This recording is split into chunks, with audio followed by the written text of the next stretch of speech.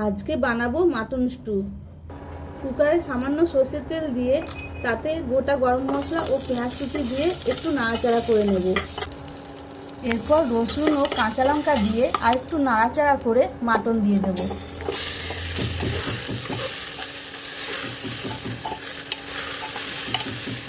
স্বাদ মতো লবণ ও গোলমরিচ গুঁড়ো দিয়ে কিছুক্ষণ রান্না করব।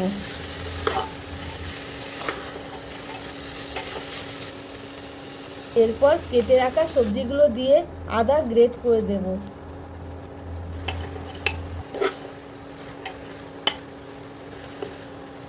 পরিমাণ মতো জল দেব। টেস্টের জন্য একটু বাটার।